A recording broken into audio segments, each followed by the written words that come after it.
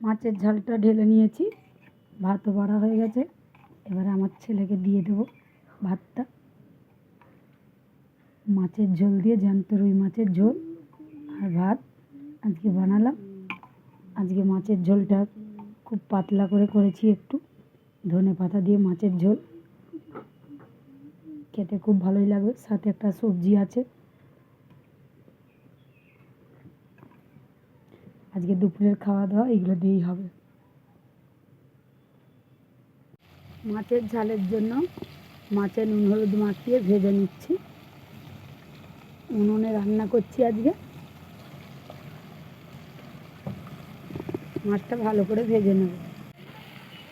মাছটা এক পিঠ ভালো করে উল্টে নিয়েছি, আর একটু ভাজবো। মাছের ঝালের জন্য কড়াইয়ে পেঁয়াজ দিয়ে দিয়েছি। এবার দিয়ে দেবো তেল।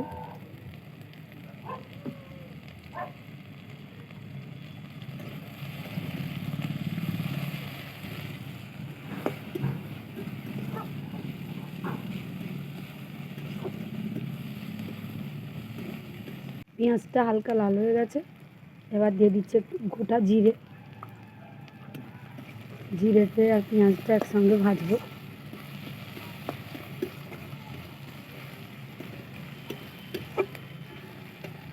এবারে দিয়ে দেবো কাঁচা লঙ্কা। কাঁচা লঙ্কাটাকেও একটু লাল করবো। নুনটা আমি একটু আস্তে দিয়েছি। এবারে কেটে রাখা টমেটোগুলো দেবো।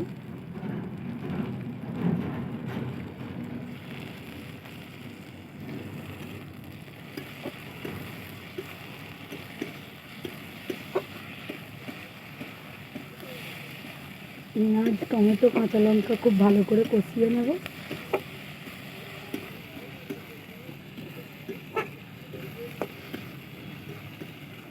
টমেটোর উপরে একটু নুন দিয়ে দিচ্ছি, আর দিয়ে দেবো একটু হলুদ গুঁড়ো।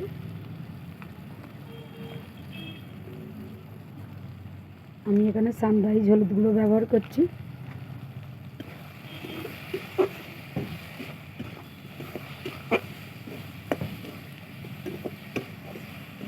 এবারে একটু জল দেব।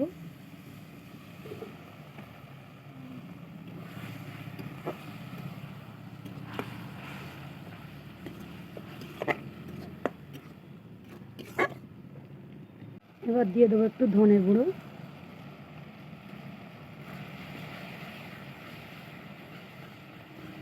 ধনে গুঁড়োটা দিয়ে কষাবো। দিয়ে একটু জিরে গুঁড়ো দিয়ে দেবো, আর একটু জল দেব। নুনটা খুব ঝরে ঝরে জ্বলছে।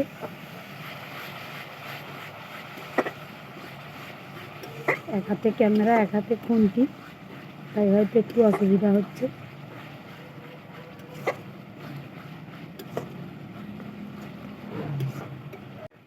মশলাটা খুব ভালো করে কষানো হয়ে গেছে। এবারে ঝোলের জন্য জলটা দিয়ে দেবো।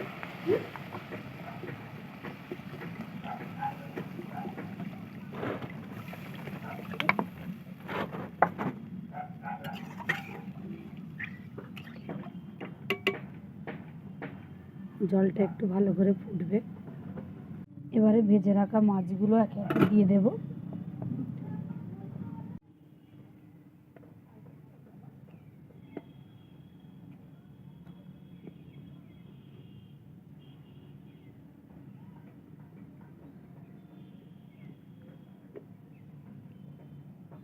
দিয়ে মাছগুলো দিয়েও কিছুক্ষণ ফোটাবো। এবারে ধনে পাতা দিয়ে দেবো উপর দিয়ে।